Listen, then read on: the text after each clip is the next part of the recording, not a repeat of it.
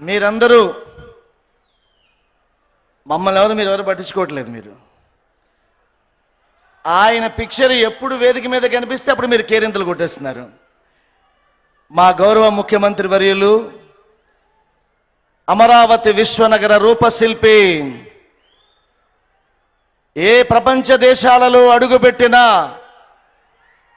నన్ను అడిగే మొదటి మాట చంద్రబాబు గారు ఎలా ఉన్నారు అని.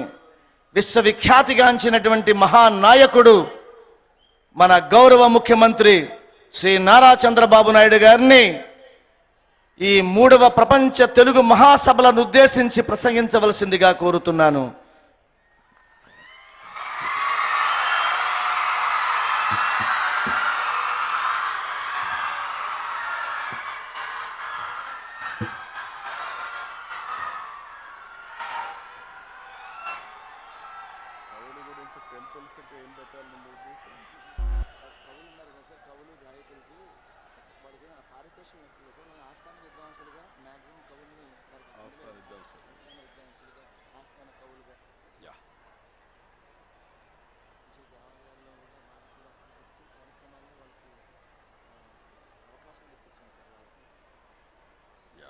బస్సులో కూడా వాళ్ళకి ప్రోగ్రామ్స్కి వెళ్ళినప్పుడు వాళ్ళకి కొంచెం రాయితీ ఇప్పించాను సార్.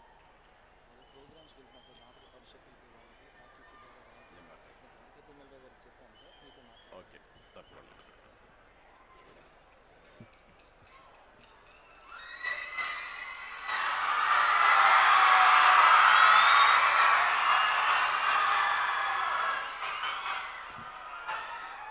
అందరికీ నమస్కారాలు.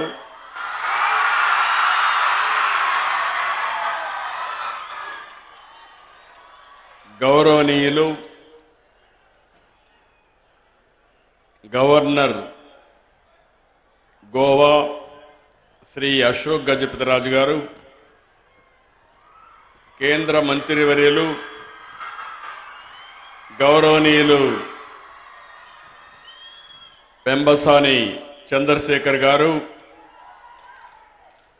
గౌరవనీయులు ఇప్పుడే మీ అందరి దగ్గర తెలుగు భాష కోసం ఇక్కడే 3 రోజులుంటూ ఈ కార్యక్రమాన్ని జయప్రదం చేయడానికి ప్రయత్నం చేస్తున్నటువంటి శాసనసభ అధిపతి అయ్యన్న పాత్రుడు గారు, గౌరవనీయులు former high court judge of Andhra Pradesh, ప్రస్తుతం chairman Telangana state police complaint authority Bolusu Sivasankar Rao గారు, గౌరవనీయులు గుంటూరు మేయర్ కోవెల్మూడి రవీంద్ర గారు, గౌరవ శాసనసభ్యులు మహమ్మద్ నజీర్ గారు,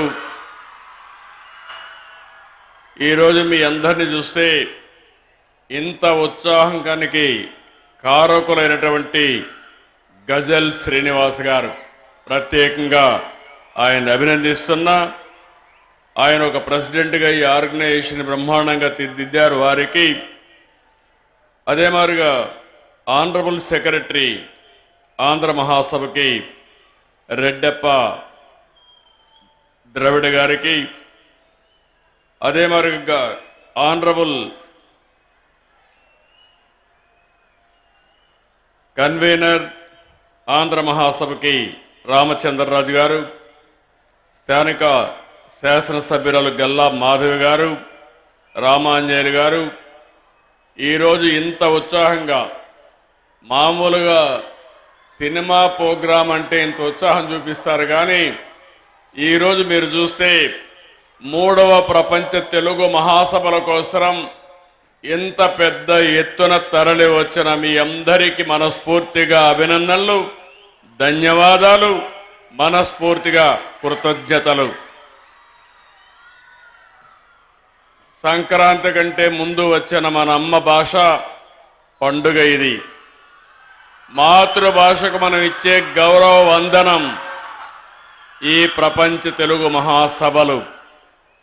ఈ మహత్తర కార్యక్రమాన్ని తలపెట్టిన ఆంధ్ర సారస్వత పరిషత్తుకు అభినందనలు. తెలుగువారి ఆత్మగౌరవాన్ని చాటి చెప్పిన శ్రీ ఎన్టీఆర్ గారి పేరున ఈ వేదికకు పేరు పెట్టినందుకు కృతజ్ఞతలు. తెలుగు భాషకు ఎంతో ఘన చరిత్ర ఉంది. వందలాది భాషలున్న మన దేశంలో కేవలం 6 భాషలకు మాత్రం ప్రాచీన హోదా లభించింది. అందులో తెలుగు ఉండడం మనందరికీ గర్వకారణం. హిందీ, బెంగాలీ, మరాఠీ తర్వాత దేశంలో ఎక్కువ మాట్లాడే భాష తెలుగు భాష. ప్రపంచం మొత్తం మీరు చూస్తే దగ్గర 10 కోట్ల మంది తెలుగు మాట్లాడుతున్నారు. ఈరోజు ఈ మీటింగ్కి 40 దేశాల నుంచి ప్రతినిధులు వచ్చారంటే వారందరికీ స్వాగతం పలుకుతున్నా. ఆంధ్రప్రదేశ్ రాష్ట్ర ప్రభుత్వం తరపున చెప్పి మరొక్కసారి విజ్ఞప్తి చేస్తున్నా. ఇలాంటి సభలు తెలుగు భాష పరిరక్షణకు గొప్పతనాన్ని చాటేందుకు ఉపయోగపడతాయి. ఇందుకు మనస్ఫూర్తిగా ఆంధ్ర సారస్వత పరిషత్తుకి నా ధన్యవాదాలు. పెద్దలందరూ మాట్లాడారు, అనేక విషయాలు చెప్పారు. తెలుగు రచనలు అనగానే మనకు గుర్తొచ్చేది ఆది కవి నన్నయ్య. ఆయన రాసిన మహాభారతం, కవిత్రయం నుంచి అష్టదిగ్గజాల వరకు, గురజాడ నుంచి శ్రీ దాశరథి వరకు ఎందరో మహానుభావులు తెలుగు భాషకు పనిచేశారు. తెలుగు వైభవాన్ని చాటారు. పోతన భాగవతం, శ్రీనాథుడి భీమఖండం, వేమన, సుమతి, భాస్కర పద్యాలు మర్చిపోలేం. ఇప్పుడే పెంబసాని చంద్రశేఖర్ గారు చెప్పారు. ఆయన ఏ విధంగా అయితే పిల్లలు పెంచుతున్నారో అదే విధంగా అందరం కానీ పిల్లల్ని పెంచగలిగితే తెలుగు భాష ఎక్కడికి పోదు, ప్రతి ఇంట్లో